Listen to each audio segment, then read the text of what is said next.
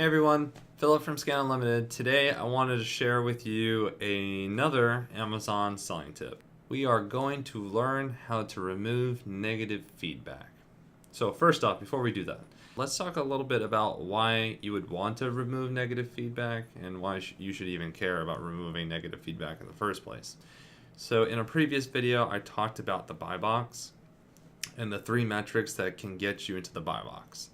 If you haven't seen that video, I'll leave a link in the description box. The third metric that Amazon looks at when determining which seller earns the buy box is your feedback rating and feedback count.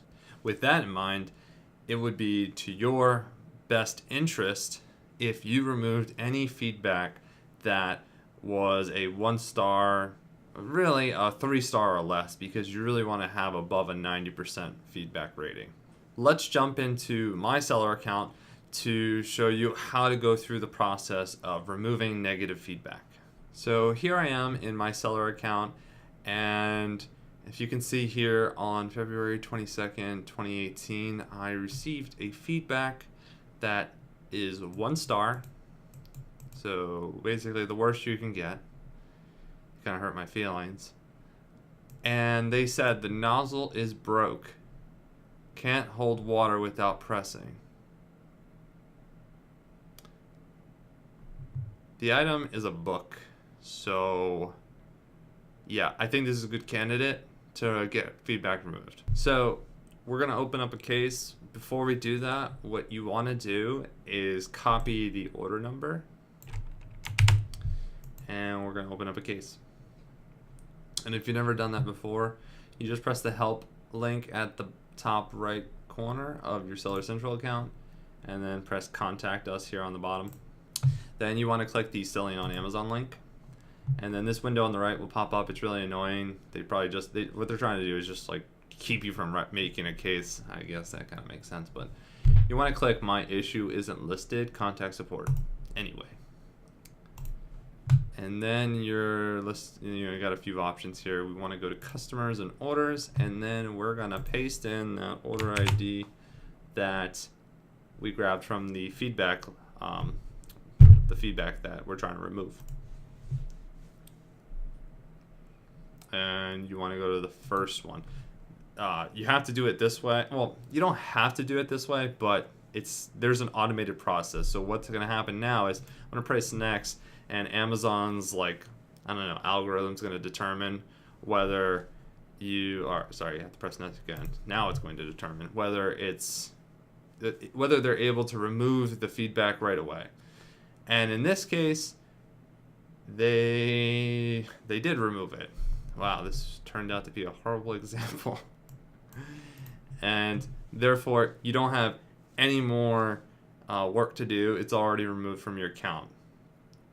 So Amazon's algorithm will determine whether, just based off the text, if it's an appropriate feedback to be removed, and considering the item wasn't even anything it didn't even have a nozzle.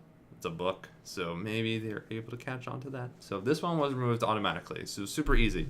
Let's try and find another one that's a little bit more difficult. When the feedback is removed, you'll notice that Amazon will either completely remove it from your list, or if it's related to Amazon, like the FBA service, they'll just leave a message right under it, cross out the 1, and say this item was fulfilled by Amazon and we take responsibility for the fulfillment experience, which does not, so that feedback now won't count towards your rating, and that's really what you care about, so it's just as good. So here's a good example of a feedback that probably will be a little bit more difficult to remove. This person's complaining that the product is scratched and they couldn't get a replacement. So this is an order via the FBA service. So we're going to ask Amazon to remove it because it's most likely related to the FBA service. So whether an Amazon employee dropped it, scratched it, put it in a box, and then even maybe UPS dropped it, or maybe the box arrived damaged. Again, all these things are not related to how the seller performed, so Amazon will usually remove this type of feedback. So let's create a case like we did before. Hopefully this time it won't be that easy, because it makes for a bad example. So we're going to do the same thing. My issue isn't listed. Contact support. We're going to put in the order ID. Press next.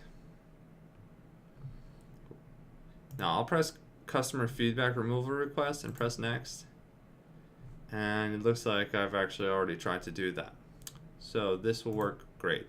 So when you get that type of message, I suggest going to other customer and order issues, because you're going to have to now make a case manually around their feedback removal system for like a human to verify that it is correct, etc. So we'll press next. And what I like to do is just kind of get rid of all this junk before that and just say feedback removal request. Leave the order ID in there, that's fine. Say hello. I always like to greet my seller support agents. Please investigate feedback with order. Now you want to put why you'd like to remove the feedback. So we're going to put feedback is entirely